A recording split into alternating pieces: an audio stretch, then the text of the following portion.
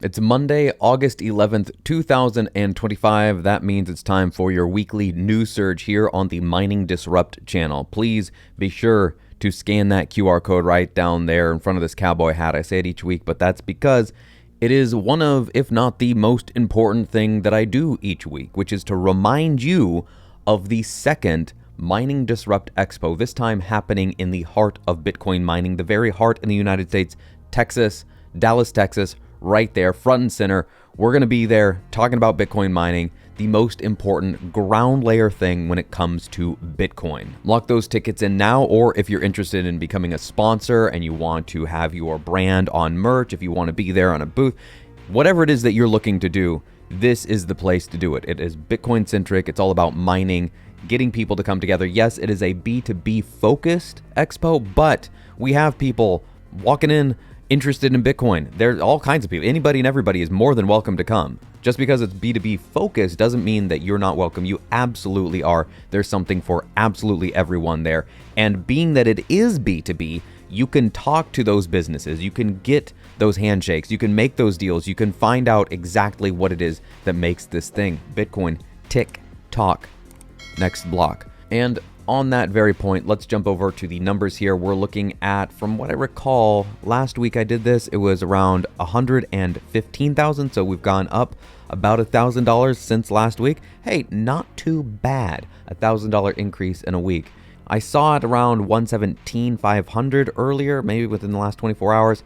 Anyhow, we're back over 100,000 blocks unconfirmed in the mempool. Things are chugging along. Hash rate is screaming. Fees are still low. They've been low, broken record, and the public nodes are over 23,000. This week, we're going back in time. We're going back in time. Now, I'm going to have to be careful with this one because let me set this up. There was an estate sale that happened in my neighborhood, just a few doors down from me. I went over there, checked out, see if there was anything. I was looking for a knife, kitchen knife, but didn't have that. But what they did have were some old Playboys and penthouses. Now, before you get all hot and bothered, I'm not going to be showing you anything too titillating unless we're talking about prices, because we are going to be talking about prices. It is one thing to be shown inflation. It is one thing to look at a chart. It is one thing to see videos and pictures of people's receipts online. And it is an entirely different thing when you are holding a physical piece of history and you go, oh, look, this car was $2,500. $2,500 for a brand new sporty coupe.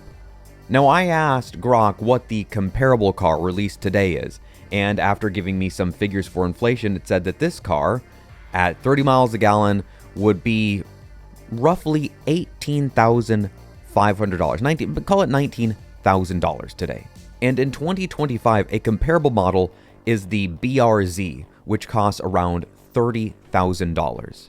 $30,000 for something that you could get for $2,500 50 years ago. This is a stereo system.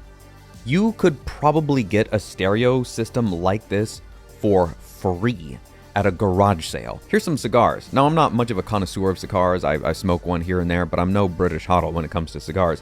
But what I do know is that most boxes of cigars, even lower quality ones, are not $25. Now, I know Lee isn't the most upscale. It's not Prada. It's not Boss Hugo Boss or something like that. But it is a fine company.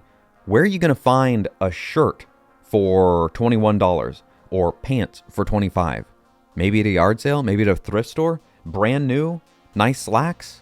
Dockers? Anything like that? Even Dickies are going to cost you 50-ish bucks, maybe 60. Holding this in my hand, a physical copy, and seeing the price of $2.50 and going, wait a minute, I'm pretty sure a Playboy now costs in the teens. I looked it up.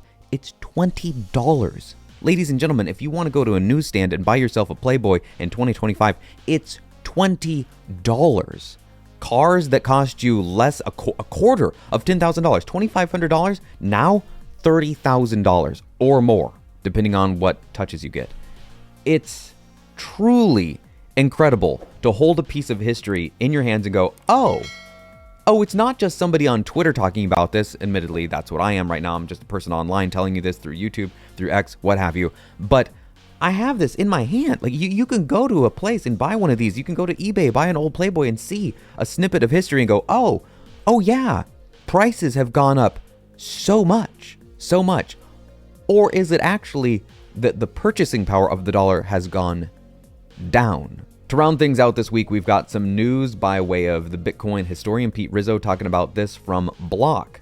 Just in, $50 billion company, Block says they will launch an American-made Bitcoin mining chip next week. That's this week. That's the week we're in right now. And here, Eric Trump posting, the son of the President of the United States, posting pictures of racks and racks of Bitcoin mining rigs saying American Bitcoin ABTC, next stop NASDAQ. Can you appreciate where we're at in history that the son of the president is talking about Bitcoin and posting pictures of Bitcoin, and we're going to have American-made Bitcoin mining chip?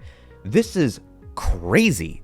It is truly crazy to be living through these times, living in these times. And it's always good to remember that not your keys, not your coins. This person here, there's a sad story about a guy that saved up a bunch of money over Bitcoin and lost it to some phishing app. Well, apparently it was rather sophisticated, but I've got to echo what Mars here says. He says, maybe I'm just built different, but I'd rather lose my money to a sophisticated scam than let politicians impose random rules on how I use it. Educate.